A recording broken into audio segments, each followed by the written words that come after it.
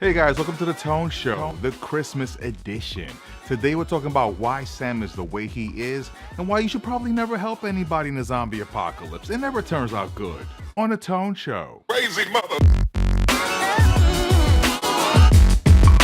Now, this episode, guys, was important to me for two reasons. One, it established how the relationship between Mo and Sam started, and it also gave us some background, the origin of Sam, why Sam is the way he is. We found out in this episode. So let's break down first how Sam and Mohammed met. We're going to have to travel to 2018. We're traveling to the near future, right? And in this near future, we have cars that are from 1970s, which made no reason to me, right? And we also have Optimus Prime. Now, let's move on. We have Mohammed. He's scavenging. He's trying to find food, y'all. He's looking everywhere. He wants bounty, he wants duct tape, and he wants canned soup.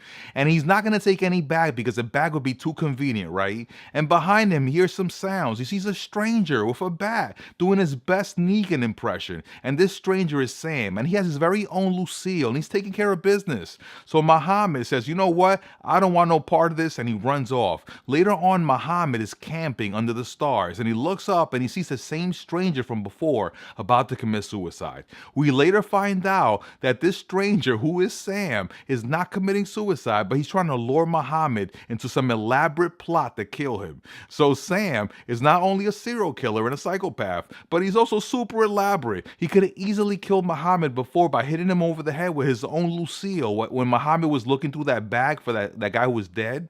No, instead he's going to fake choking himself, right? Fake strangling himself, and hopes that this stranger is going to run up in time. What if Mohammed had to stop to pee, y'all? He would be dead. So Mohammed learned sign language from his grandmother, and that's why Sam basically considered him a friend from the beginning. He's like, wait a second, you can actually talk to me, you could actually have a relationship with me. So Sam found that to be very exciting, and that's how their friendship started. So it looks like Sam was always sick from the beginning. It wasn't the apocalypse, the vampire apocalypse, that turned Sam into who he is.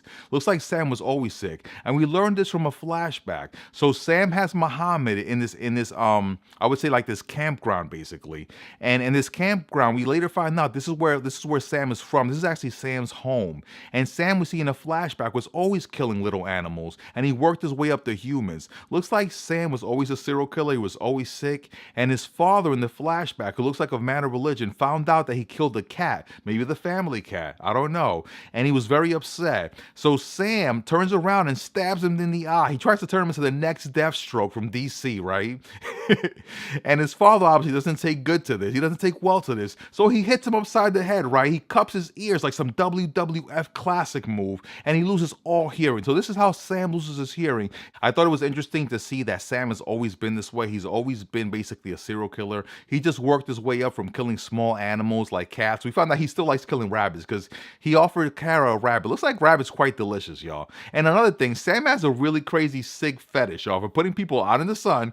He takes, you know how people get upset when they find glass in a playground? Well, Sam took a playground and just littered it with bodies. And Sam will run all day. He has no problem running through the woods and hunting people and calling them mouse. But at the same time, he's too lazy to actually bite people. So he basically lays all his victims along this playground and just drains them and then drinks buckets of blood, right? But he has no problem running around in the woods. Maybe if you did a little bit less running around in the woods, Sam, you have more energy to actually bite your victims. Being a vampire suits him too damn well. That's why Mohammed comes up with this whole plan to telling Sam that if he bites him, he's going to turn back to a human. We know that if someone is a vampire and Vanessa bites them, they turn back to a human. And Vanessa bit Mohammed before, but he wasn't a vampire at the time. So we learned that if Vanessa bites someone who's not a vampire at the time, even a regular human that's not Scarlet, right?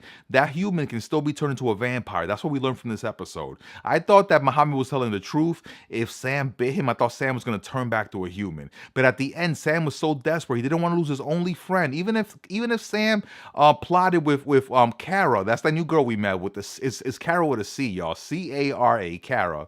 And Kara's like, I survived. Well, Kara, no, you did not survive. You died on this episode. And it's quite sad because I think this Kara character was an interesting one. And I was hoping she would stick around longer, but definitely another good character that just came along. Kind of like Walt Turner. Remember Sheriff Walt Turner? I thought he was also a very good character who just came along. And I really wish they developed him further. If they were going to kill him, fine, but develop the characters a little bit more. I thought this Kara character was interesting.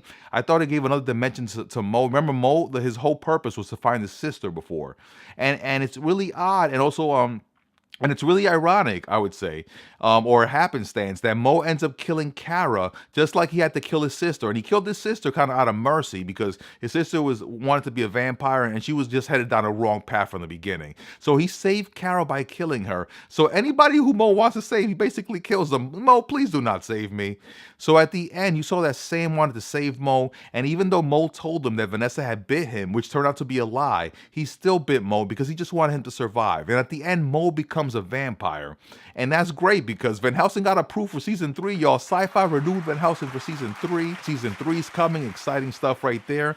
So in the at the rest of this season or in the next season, I think Sam is going to be looking for Vanessa to try to kill her because he's probably going to become like Sam's like his sidekick or something, right? He's gonna become Sam's sidekick, and maybe they go on a journey to kill Vanessa, and Vanessa bites him and hopefully brings him back. So that's what I'm hoping happens here. I'm hoping Vanessa now finds Sam and kills him and turns Mohammed back. That's what I'm hoping happens. This is the Tone Show. I hope you guys like what I do on this channel. Merry Christmas to you guys. If you guys are watching this on Christmas, if you're watching this post-Christmas and post-Merry Christmas, make sure to hit that like and subscribe button. And like always, Tone Show out. And another thing, who eats like raw dead rabbit? Like they're not even cooking, they're just eating this raw rabbit. You're gonna get sick. You're gonna get sick.